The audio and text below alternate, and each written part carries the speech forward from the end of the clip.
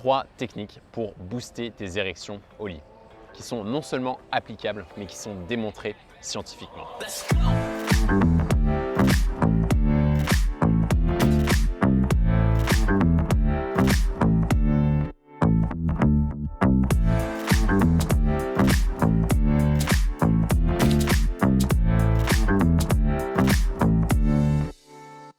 Alors les problèmes d'érection, ils sont de plus en plus fréquents et ils apparaissent de plus en plus tôt chez les hommes, à tel point que c'est devenu quasiment une norme.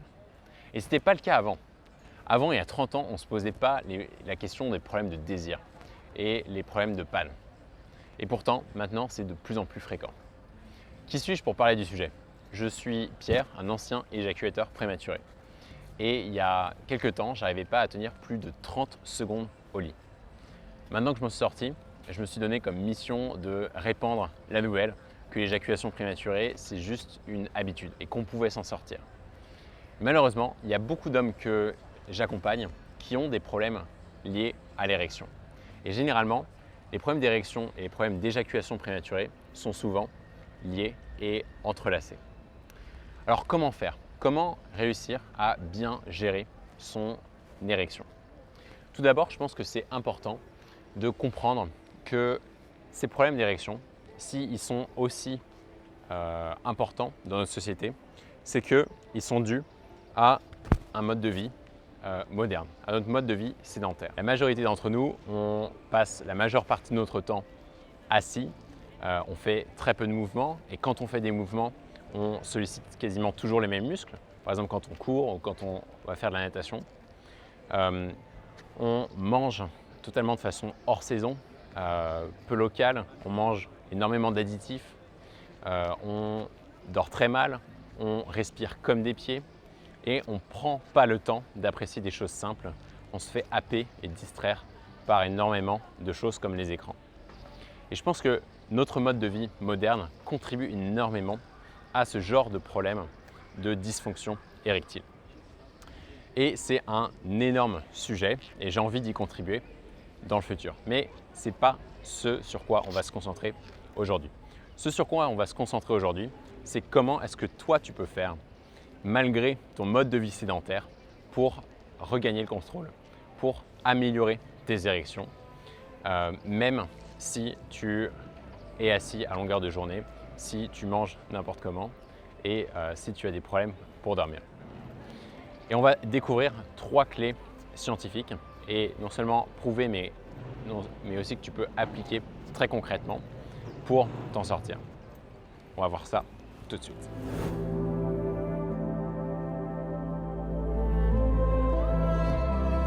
Alors, il y a une molécule qui est clé dans ton érection.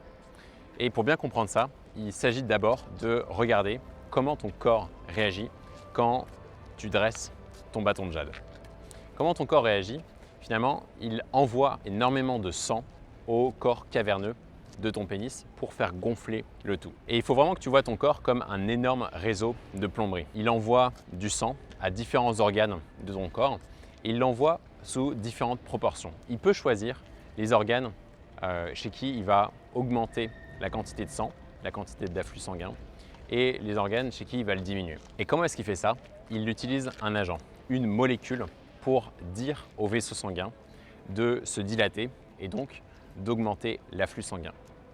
L'afflux sanguin, c'est clé. Et si on arrive à augmenter l'afflux sanguin dans son pénis, on arrive à augmenter ses érections. Et donc la molécule qui est responsable de tout ça, la molécule signal, c'est ce qu'on appelle le monoxyde d'azote. Le monoxyde d'azote, NO. C'est une molécule qui est très simple et pourtant qui fait énormément de choses, qui joue un rôle fondamental dans la circulation sanguine. Et elle joue un rôle fondamental dans l'érection. Alors, cette molécule-là, elle fait partie d'un cycle.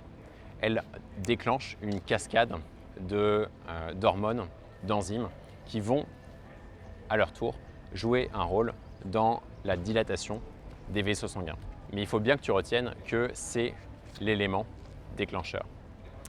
À tel point qu'il y a une entreprise pharmaceutique qui, en exploitant la capture du monoxyde d'azote, s'est fait des milliards d'euros En l'espace de 17 ans, ils se sont fait plus de 25 milliards d'euros. Cette entreprise, c'est l'entreprise qui est à la base du Viagra.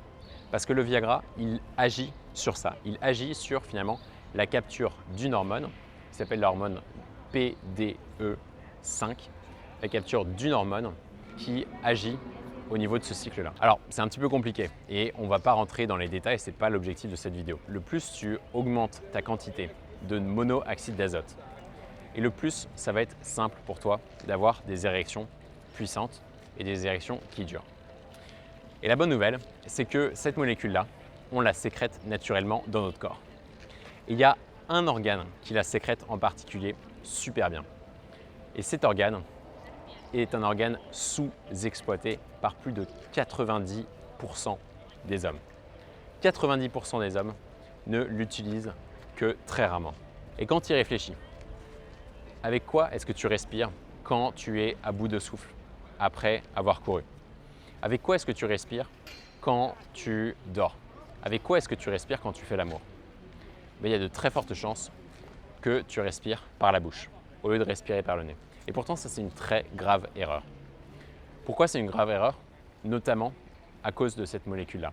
Parce que dans ton nez, il y a une enzyme qui sécrète et qui relâche du monoxyde d'azote. Et donc, quand tu respires par le nez, finalement, tu peux augmenter la concentration en monoxyde d'azote d'un facteur 6 par rapport à si tu respirais par la bouche. Donc ça, c'est la première clé.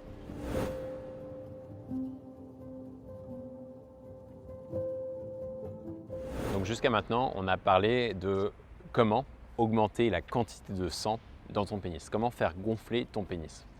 Mais il y a une autre dimension à ça. Parce que le pénis, il n'a pas juste besoin d'être gonflé pour entrer en érection. Tu as besoin de le dresser. Et pour le dresser, tu utilises un groupe musculaire bien précis. Un groupe musculaire que tu n'as pas forcément l'habitude d'utiliser très souvent. Tu l'utilises pour deux fonctions. Et tu le connais peut-être, ça s'appelle le groupe musculaire puco-coccygien, le muscle du PC. Et donc, c'est très important de pouvoir le renforcer parce que nous les hommes et les femmes, on a souvent un groupe musculaire du PC qui est sous-développé, qui est atrophié. Et donc, comment est-ce que tu arrives à le renforcer? Simplement en le contractant.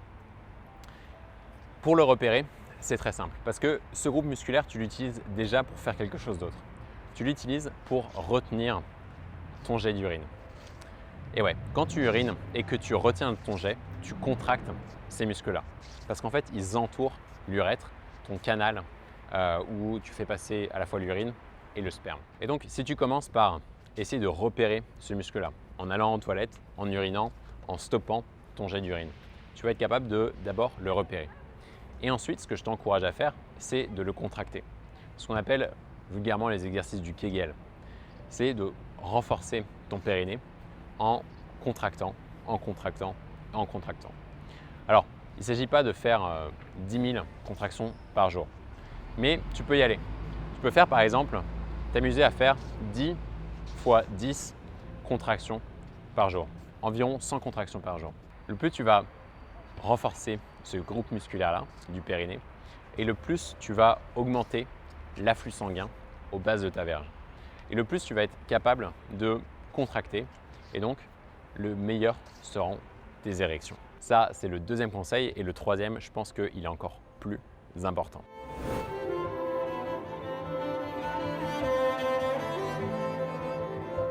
Alors, le troisième conseil que j'ai à te donner est un conseil qui est extrêmement important et pourtant beaucoup de personnes disent « Oh bah ouais, mais ça je sais, de toute façon ça ne va pas avoir d'effet sur moi ». Et pourtant, si tu le prends au sérieux, tu vas clairement avoir des bénéfices. Et avant que je t'en parle, si tu as des problèmes d'éjaculation prématurée et que tu as envie de t'en sortir, eh bien, je t'encourage à télécharger dès maintenant la masterclass que je t'ai réservée. Il s'agit de plus d'1 heure de contenu totalement offert sur comment passer de 30 secondes à 30 minutes au lit avec une femme en l'espace de 3 mois. J'ai mis du cœur et je t'ai préparé ça, c'est totalement offert. Tu as juste à cliquer sur le lien, à t'inscrire pour la prochaine masterclass. Donc le troisième conseil finalement, il est lié au stress. Parce que tu l'as peut-être remarqué, les fois où tu as des pannes érectiles, c'est les fois où tu es le plus stressé. Il y a un vrai lien entre ton niveau de stress et le fait que tu sois capable d'avoir une bonne érection. Mais le problème, c'est que si tu stresses trop, tu as tendance à ne pas avoir de très bonnes érections. Et si tu n'as pas de très bonnes érections, tu vas avoir tendance à stresser. Et comme ça, la boucle s'enchaîne et s'enchaîne. Et donc, ce que je t'encourage à faire pour travailler sur ton stress, c'est de changer ton état d'esprit par rapport à l'érection.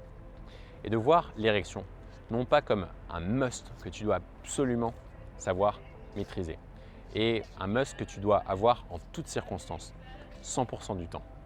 Mais de voir l'érection comme quelque chose qui vient et qui va. C'est naturel d'avoir des fois des fortes érections, comme des fois de perdre un petit peu en qualité d'érection. C'est totalement naturel. Et d'ailleurs, pour te convaincre, il n'y a qu'à regarder les femmes. Regarde les femmes. Qu'est-ce qui te prouve qu'une femme peut être excitée sexuellement? Généralement, un des moyens qu'on prend pour voir que sa partenaire est excitée, c'est de regarder ses tétons. Si ses tétons pointent, généralement, elle est excitée. Est-ce que tu attendrais d'une femme que ses tétons pointent absolument de façon très dure en permanence? Non, ça n'a pas vraiment de sens. Et bien, c'est exactement pareil pour ton érection. Ton érection, c'est comme les tétons d'une femme. Ça vient et ça repart. Et c'est très important de pouvoir l'accepter. Parce que ce n'est pas parce que tu perds ton érection que tu perds ta virilité. Tu peux clairement développer d'autres choses quand ton érection diminue. Et c'est OK. C'est OK, t'en restes pas moins un homme. Voilà, je t'encourage à vraiment mettre en pratique ces conseils. À commencer à respirer par le nez le plus souvent possible. À la maison, quand tu es au repos. En dormant, quand tu vas faire du sport, peut-être en allant courir. Et aussi à essayer de renforcer ton périnée. Et le troisième conseil que je t'encourage à pratiquer, c'est la bienveillance envers toi-même. Oui, c'est OK de ne pas avoir des érections à 100% du temps. C'est OK, mais tu restes toujours un homme et tu restes toujours quelqu'un de magnifique. Voilà, je te souhaite une très bonne semaine et on se dit à la prochaine fois pour encore plus de conseils en sexualité. Ciao!